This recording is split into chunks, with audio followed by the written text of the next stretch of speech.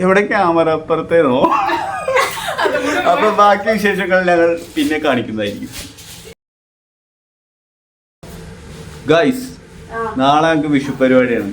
അപ്പോൾ സദ്യക്കുള്ള പ്രിപ്പറേഷനാണ് ഇവിടെ നടന്നുകൊണ്ടിരിക്കുന്നത്. എന്താ പുതിയ കത്തിയൊക്കെ വാങ്ങിയിട്ടുണ്ട്.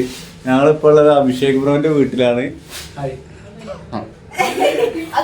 ഏത് മാളുണ്ട്. മാളാണ് ഞങ്ങളെ ഇതാണ്.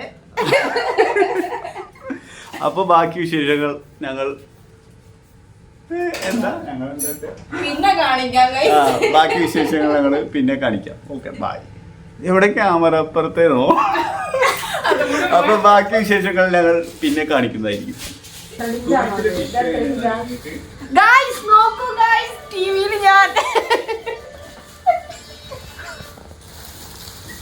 ഇപ്പൊ മാള് കണ്ടു. വിഷു ദിവസം വർക്കിംഗ് ആയതുകൊണ്ട് നമുക്ക് സദ്യ ഒന്നും അന്ന് തയ്യാറാക്കാൻ പറ്റിയിട്ടുണ്ടായിരുന്നില്ല.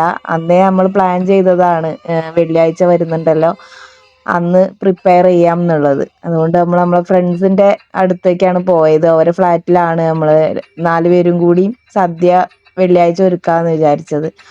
അപ്പം വ്യാഴാഴ്ച വൈകുന്നേരം ഓഫീസിൽ നിന്ന് ഇറങ്ങിയിട്ട് ഞങ്ങൾ നേരെ പോയിട്ട് സാധനങ്ങളൊക്കെ മേടിച്ച് അവരുടെ ഫ്ലാറ്റിൽ പോയി. എന്നിട്ട് കഷ്ണം നുറുക്കിക്കൊണ്ടിരിക്കുന്ന കാഴ്ചയാണ് നിങ്ങൾ കണ്ടുകൊണ്ടിരിക്കുന്നത്. ഫസ്റ്റ് ടൈമാണ് അങ്ങനെ ഞങ്ങൾ ഒരു സദ്യ ഒരുക്കുന്നത്. ഇപ്പം നമ്മൾ സദ്യക്ക് ആവശ്യമായിട്ടുള്ള കായ്ക്കറികളൊക്കെ അരിഞ്ഞ് റെഡിയാക്കി വെച്ചിട്ടുണ്ട്. ഇനിയിപ്പോൾ ഞങ്ങൾ നേരെ വീട്ടിലേക്ക് പോവും. പിന്നെ രാവിലെ നേരത്തെ വരാനാണ് പ്ലാന്.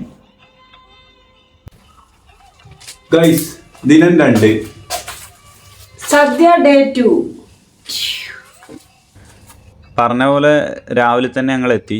വരുന്ന വഴിക്ക് വാഴയില തിരഞ്ഞ് കുറേ നടന്നു. ഒരു 5-6 കടകളിൽ കയറിയിട്ടാണ് നമുക്ക് ഇല കിട്ടിയത്. നാട്ടിലാണെങ്കിൽ എന്ത് ഈസിയാണല്ലേ, നമുക്ക് പാടത്തും പറമ്പിലും ഈസി ആയിട്ട് കിട്ടുന്നൊരു സാധനം. നമുക്ക് കിട്ടിയതാണെങ്കിൽ കുറച്ച് വാടിയതായിരുന്നു. വിഷു കഴിഞ്ഞിട്ട് 2 ദിവസം ആയിരുന്നല്ലോ, അപ്പോൾ അതുകൊണ്ട് വാടിയതാണ് കിട്ടിയത്.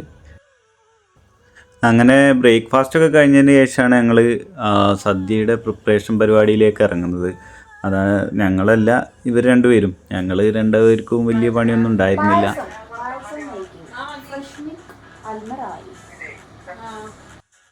അങ്ങനെ ഇവർ 2 ആളും കൂടെ ഓരോ വിഭവങ്ങളായിട്ട് ഇങ്ങനെ റെഡിയാക്കി കൊണ്ടിരിക്കുകയായിരുന്നു.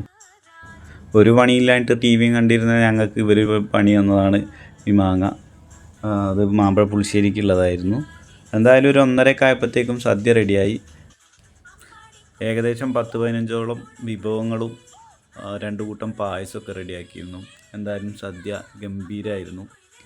കുറേ കാലത്തിന് ശേഷമാണ് നല്ലൊരു സദ്യ കഴിക്കുന്നത്. ഇവിടെ വന്നിട്ട് ഇങ്ങനെ ഒരു സദ്യ ഒരുക്കലും കഴിക്കലും ഒക്കെ ഉണ്ടാവുമെന്ന് വിചാരിച്ചിട്ടില്ല. എന്തായാലും ഇതുപോലെ കൂട്ടുകാരുമൊത്ത് നല്ല രീതിയിൽ സദ്യയൊക്കെ ഒരുക്കിയ ആൾക്കാരൊക്കെ ഉണ്ടെങ്കിൽ ഒന്ന് കമൻറ്റ് ചെയ്യാം കേട്ടോ. ഓരൻ വന്നു, ഓലൻ വന്നു, കാളം വന്നു, അവിയൽ വന്നു, എരിശ്ശേരി